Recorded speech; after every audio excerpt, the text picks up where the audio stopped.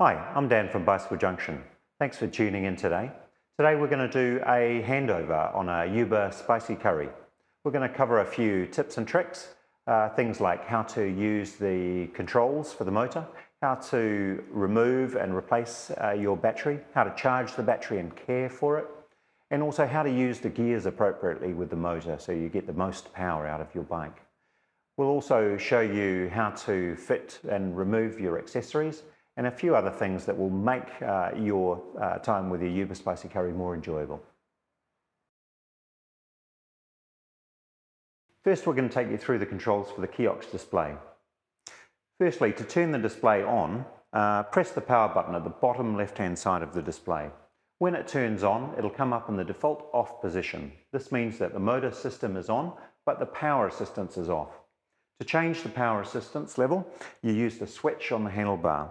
There's a plus and minus button, and to scroll up through the settings, just plus up through Eco, Tour, Sport into Turbo, and minus down again. All those controls are color-coded so that when you're riding, you don't need to look down at the screen. You can just spot the color of the riding mode that you're in. Red for Turbo, green for Eco, and so forth. The next thing is how to scroll through different display screens. The Kiox has several display screens and they're somewhat customizable.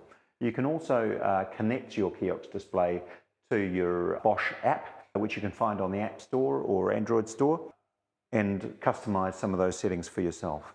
To scroll through those displays, use the left and right arrows on the switch on the handlebar. You'll be able to see things like your average speed, your total odometer, your trip meter, and so forth. Now, the next thing is to turn the lights on.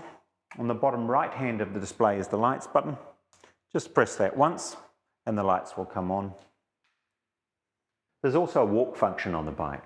To activate the walk function, you'll find a button at the top of the switch just above the plus button. Press that once and a walk symbol will come up on the screen. While that walk symbol is showing, you need to press and hold the plus button to activate the walk mode. Let's try that. And there it goes. Now that's really handy if you've got a couple of kids on the back and a bunch of groceries and you have a steep drive to walk up. Now the Kiox display is magnetic, so when you leave the bike locked somewhere in town, you can easily remove that screen like so.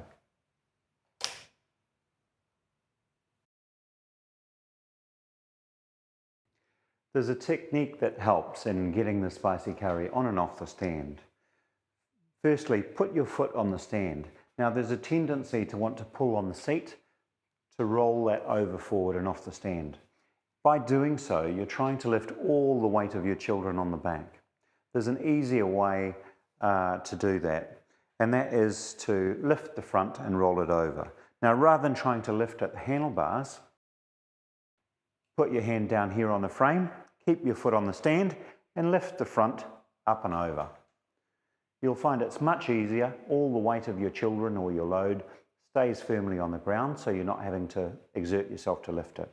Same goes to put it back on the stand. Put your foot on the stand and lift the front of the bike up and over, just like that. With this type of battery, you don't need to fully discharge your bike before you recharge it. You can charge your battery whether you've ridden it for 5 minutes or 5 hours. We recommend just plugging it in each night so that you can rest assured that when you leave home, you're leaving home with a full charge. To charge the battery on the bike, there's a little rubber cover down below the battery here, and just plug it straight into the wall. Should take about 4 hours for a full charge for a single battery, and double that for the dual battery system. When you remove the charger, just make sure you put the rubber cap back in place to prevent water ingress. Now you can also charge the battery off the bike in case you don't have a place to charge your bike where you store it, in which case just turn the key and lift the battery out like so.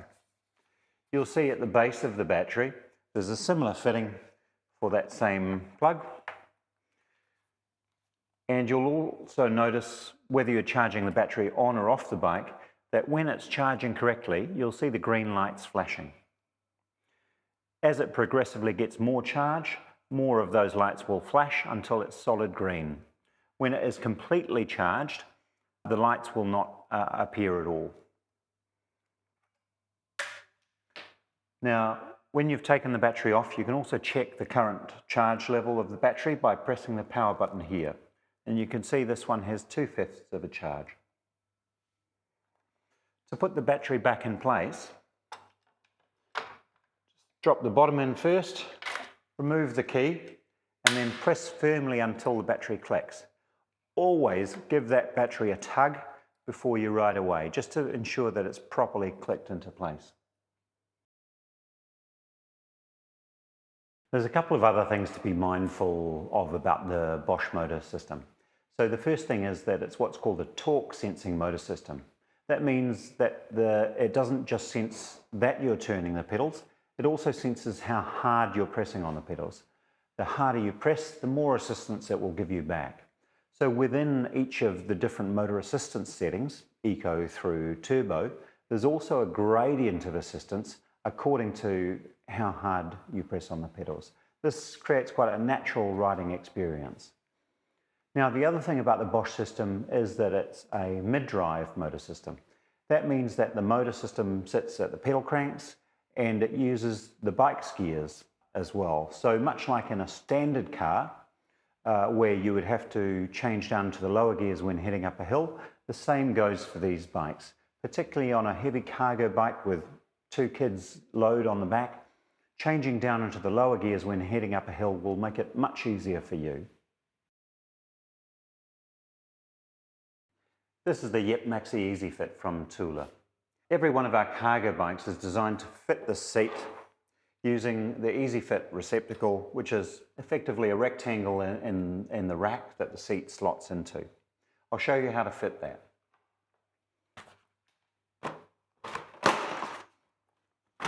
Just drop the toe end of the receptacle in and press the seat down.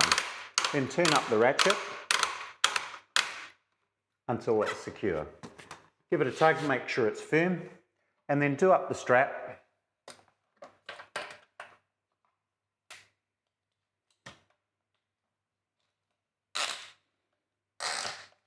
Like so. To remove the seat, it's the same in reverse, except holding down the red button to release the ratchet and undo the seat. And pressing the button here to remove the strap, and then lift it straight out. Your bike will need regular servicing. We recommend getting your first service at between 300 and 500 kilometres. This is just to ensure that all the cables and nuts and bolts are bedded in and none have come loose or gone out of adjustment. With all new bikes, these things can happen. After that initial service, we recommend servicing every 1,000 kilometres. This is mainly because we usually see that at a 1,000 kilometre mark, brake pads need replacing. If brake pads are left to wear too long, it can cause other issues where we also need to replace disc rotors or calipers. So particularly if you live in a hilly environment, please keep an eye on those pads and keep an ear out for a change in tone towards a scraping sound when you're braking. This would indicate that it may already have gone too far. If you live in a hilly environment, you might like to check them sort of once every couple of months. If you're in doubt, you can always bring the bike into us or into your local bike shop for checking. There is also some maintenance that you can do at home.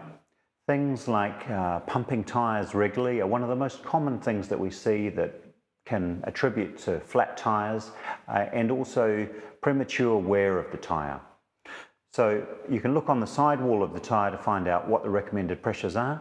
We recommend keeping at least the minimum, tending towards the maximum for the rear of particularly the Spicy Curry if you are carrying heavy loads daily.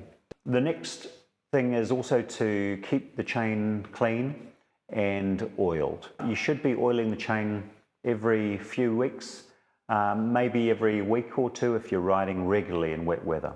If it starts squeaking or being noisier than normal, you know it's time to put a drop of oil on the chain. When you do oil the chain, give it a good coating of oil and then wipe it off again with a dry cloth. This is because where you want the oil is on the inside of the chain links, not on the outside where it can gather grit and grime that can help to wear your chain unduly. Those are the two main things in terms of self-care. You can always give us a call or pop on down to the shop or your local bike shop if you have any other questions about maintenance. With your e-bike, you'll also receive one of our Welcome to Your e-bike cards. In this card, you'll find useful information about your bike, such as the model name, the serial number of the frame, and the key number. Please keep this card safe. Perhaps take a photo of it so you have it in a separate location as well. If your bike is ever stolen, you will need the serial number to give to the police. And if you should lose both your keys, we can order you a new set if you give us your key number. There's also some other useful information about securing your bike, insuring it, servicing it, maintaining it, and charging it. Much of that information is the same information I've just run through on the video, but it's all here in one spot for you. Thanks for watching. That was the basics about how to use your Yuba Spicy Curry. Hope you found it helpful. If you'd like further information or more detailed descriptions of the tech on the Yuba Spicy Curry, you can check out our website at bicyclejunction.co.nz.